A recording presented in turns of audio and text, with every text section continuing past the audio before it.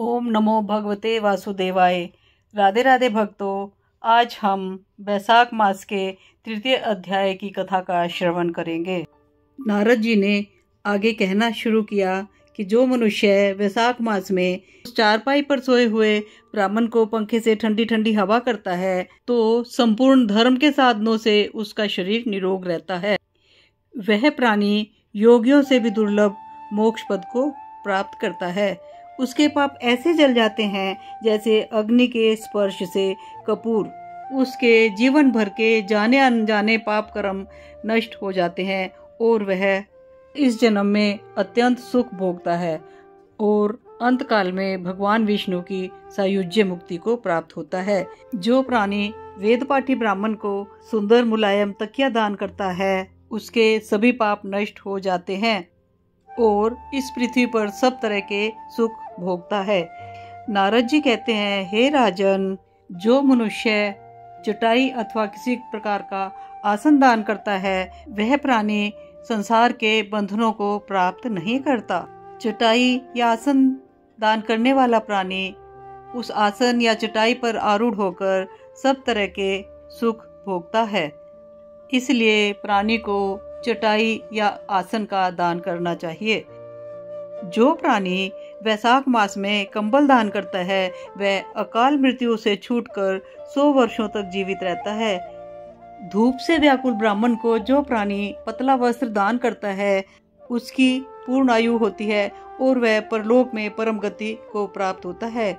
कपूर भीतर की गर्मी को दूर करता है, अतः कपूर का दान ब्राह्मण को दे तो मोक्ष मिलता है और दुख का नाश होता है। जो प्राणी ब्राह्मण को फूल और कुमकुम दान करता है वह प्राणी पृथ्वी पर सार्वभौम राजा होता है। सभी लोग उसकी आज्ञा का पालन करते हैं। अंत समय में पुत्र पोत्रों से युक्त होकर सब भोगों को भोगकर मोक्ष को प्राप्त करता है। त्वचा पे किसी प्रकार का संताप हो, गर्मी लग रही हो शरीर को, तो चंदन का लेप शरीर को ठंडक प्रदान करता है। जो प्राणी किसी श्रेष्ठ ब्राह्मण को चंदन का दान करता है वह प्राणी सब पापों से छूटकर मोक्ष को प्राप्त करता है। जो जल में भीगी हुई खसखस, चंपा या कुशा दान देता है वह प्राणी सब प्रकार का सुख भोगता है। सब देवता उसकी सहायता करते हैं, उसके सब पाप और दुख दूर हो जाते हैं और अंत में मोक्ष पद को प्राप्त करता है।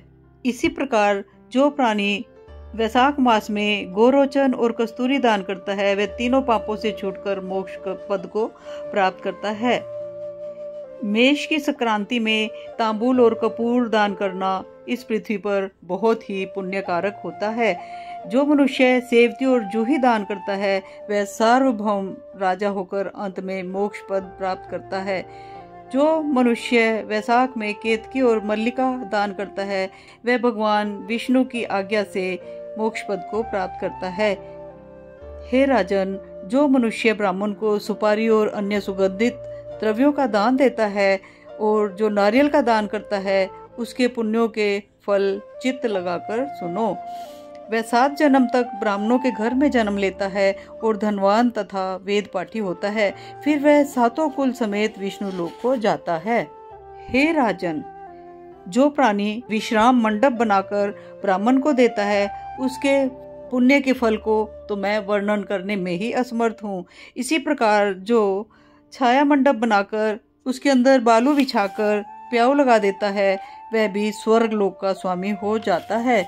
जो मनुष्य मार्ग में बाग, तड़ाग, कुआं, झोपड़ी बनवाता है वह बड़ा धर्मात्मा होता है और यही सत्कर्म उसकी पुत्रों के समान रक्षा करते हैं। हे राजन, संतान 7 प्रकार की होती है। उत्तम शास्त्रों का सुनना, तीर्थ यात्रा, सत्संग, जलदान, अन्नदान, पीपल का पेड़ लगाना और सुयोग्य पुत्र का होना, ये 7 प्रकार की संतानें कही गई हैं। अगर किसी प्राणी को पुत्र प्राप्ति नहीं हुई है तो उस प्राणी को इन सब कार्यों में से एक कार्य अवश्य करना चाहिए।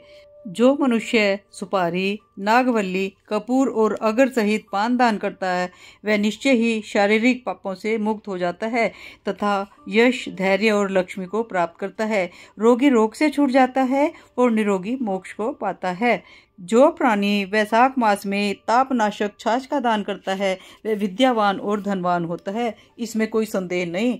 क्योंकि गर्मी की ऋतु में तक्र के समान कोई दान नहीं है, इसलिए मार्ग में चलकर थके हुए ब्राह्मण को अगर छाछ का दान करें तो वह अति उत्तम होता है। जो मनुष्य नींबू का रस और नमक डालकर अरुचि नाशक छाछ का दान करता है वह मोक्ष को पाता है। जो गर्मी से व्याकुल ब्राह्मण को दही की लस्सी पिलाता है, हे राजन, उसके पुण्य का फल कहने की सामर्थ्य मुझ में नहीं है। जो प्राणी वैशाख मास में चावल दान करता है उसकी आयु लंबी होती है और वह सब यज्ञों के फल को पा जाता है। जो तेज रूप गऊ का घी दान करता है वह अनायास ही अश्वमेघ यज्ञ के फल को प्राप्त कर लेता है।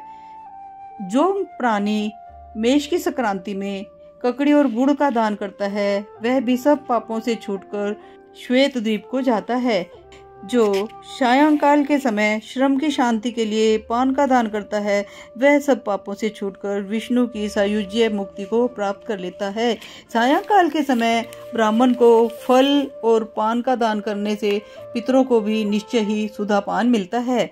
जो वैशाख महीने में पके आम के फल और पान का दान करता है उसके सब पाप निश्चय ही दूर हो जाते हैं। हे राजन, चैत मास की अमावस्या को कस्तूरी, कपूर, मल्लिका, खस आदि वस्तुओं से युक्त जल कुंभ का दान जो पितरों के लिए करता है उसको 96 श्राद्ध करने का पुण्य निसंदेह ही प्राप्त होता है। और मैं वैशाख मास के महत्तम का क्या क्या वर्णन करूं। इति वैशाख मास महत्तम का 3 अध्याय संपूर्ण हुआ। विष्णु भगवान की जय। ओम नमो भगवते वासुदेवाय। अब हम गणपति महाराज की कथा सुनेंगे। एक समय की बात है, गणेश जी महाराज एक चम्मच में दूध अपने हाथ में थोड़े से चावल लेकर बोलते जा रहे थे कि कोई मेरी खीर बना दो, कोई मेरी खीर बना दो। किसी भी को पता नहीं था कि ये गणेश जी महाराज हैं। सब लोग हंसते उनके ऊपर, कहते कि इतने से दूध और चावल से खीर बनेगी, तुम्हारा तो दिमाग ही खराब हो गया है। लेकिन एक बुढ़िया माई थी, उसको उस नन्हे से गणेश पे तरस आया। वो बोला कि आओ बेटा, मैं तुम्हारी खीर बनाती हूँ, आ जाओ। गणेश जी उस बुढ़िया के घर गए। बुढ़िया माई छोटा सा पतीला लेकर आई तो गणेश जी बोले कि मैया, इतने से पतीले से क्या होगा, थोड़ा बड़ा पतीला लेकर आओ। बुढ़िया माई थोड़ा सा और बड़ा पतीला लेकर आ गई। गणेश जी ने फिर मना कर दिया कि मैया, जितना भी बड़ा पतीला आपके पास है आप वो लेकर आओ। तो बुढ़िया माई के पास एक बहुत बड़ा सा टोकना था। बुढ़िया माई वो टोकना ले आई। गणेश जी महाराज बोले, हाँ ये ठीक है, आप इसको चूल्हे पे रखो। बुढ़िया माई ने टोकना चूल्हे पे रख दिया। गणेश जी महाराज ने अपना वो जो दूध का चम्मच था उस टोकने में पलट दिया। टोकने में दूध का चम्मच पलटते ही टोकना दूध से भर गया और बुढ़िया माई ने वो चावल भी उस टोकने में धोकर डाले तो चावलों का अनुपात दूध के हिसाब से उसमें हो गया। अब बुढ़िया माई ने खीर बनानी शुरू कर दी। खीर बनने में तो अभी देर लगनी थी। तो गणेश जी महाराज बोले, बुढ़िया माई, मैं थोड़ी देर गांव में टहल आऊं। बुढ़िया माई बोली, हाँ बेटा टहल आओ, खीर बनने में तो अभी देर लगेगी, मैं बना रही हूँ खीर, थोड़ी सी देर में आ जाना। गणेश जी चले गए। पीछे से बुढ़िया माई खीर बनाने लगी। खीर बन के तैयार हो गई। गणेश जी आए नहीं और खीर उस टोकने में से उफन उफन के बाहर निकलने लगी। बुढ़िया माई बोली, अब मैं क्या करूं। रसोई में से कोई भी बर्तन उठाया और उसमें वो खीर डाल दी। फिर भी खीर निकलती रही। बुढ़िया माई ने रसोई में जितने भी बर्तन थे सबके अंदर खीर भर ली। खीर का निकलना फिर भी बंद नहीं हुआ, खीर निकलती रही। तो बुढ़िया माई ने सोचा, अब मैं क्या करूं।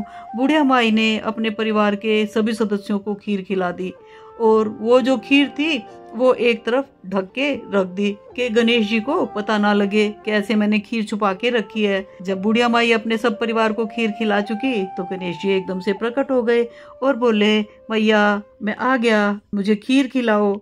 तो बुढ़िया माई ने कहा कि बेटा खीर का भोग लगा लो, खीर बनके तैयार हो गई है। तो गणेश जी बोले, बुढ़िया माई मैंने तो खीर का भोग लगा लिया। बुढ़िया माई बोली, बेटा कब भोग लगाया। तो बुढ़िया माई से गणेश जी कहने लगे, मैया मैंने उस किवाड़ के पीछे लगाया, उस थाली में खीर पड़ी है, उस अलमारी के पीछे खीर में भोग लगाया जो उस बाल्टी में पड़ी है। तो बुढ़िया माई बोली, बेटा ये आप खीर नहीं खाओगे तो मैं क्या करूंगी इतनी खीर का। गणेश जी बोले कि मैया आप सारे गांव को नौंदा दे दो कि मेरे घर खीर का भोजन है। बुढ़िया माई बोली, सारा गांव मेरे ऊपर हंसेगा कि बुढ़िया माई के घर में खाने को तो दाने नहीं है और सारे गांव को नौता दे रही है कि मेरे घर खीर का भोजन है। गणेश जी बोले, नहीं बुढ़िया माई, आप सारे नगर को नोत कर आओ। बुढ़िया माई ने सारे नगर में नौता दे दिया कि मेरे घर आज खीर का भोजन है, सब प्राणी आए, सब खीर का भोजन पाए। बुढ़िया माई के घर गांव के सब लोग आने लगे खीर। गांव के सभी लोग बड़े प्रेम से खीर खाकर चले गए। सारी खीर खत्म हो गई तो बुढ़िया माई बोली कि गणेश जी, अब मैं क्या करूं, आपके लिए खीर बची नहीं। गणेश जी बोले, बुढ़िया माई टोकने को ढक दो। बुढ़िया माई ने गणेश जी के कहने से टोकने को ढक दिया और टोकने को ढकते ही टोकना खीर से फिर से भर गया। तो बुढ़िया माई बोली, अब आप ये खीर खा लो। गणेश जी बोले कि मैया, मैंने तो खीर खा ली थी, अब ये आपका सारा अन्न धन परिवार से आपका घर भरा रहेगा। और गणेश जी ने जाते जाते बुढ़िया माई की जो टूटी फूटी सी झोंपड़ी थी उसको अपना एक पांव का स्पर्श करवा दिया। तो बुढ़िया माई का जो टूटा फूटा घर था सुंदर महल बन गया और बुढ़िया माई को आशीर्वाद देकर गणेश जी अंतर ध्यान हो गए। हे गणेश जी महाराज, जैसे उस बुढ़िया माई के ऊपर कृपा करी वैसे हम सब पे भी करना, हमारे परिवार पे भी करना, जो इस कथा को सुन रहा है उस पर भी करना। बोलो गणेश जी महाराज की जय। ओम नमो भगवते वासुदेवाय।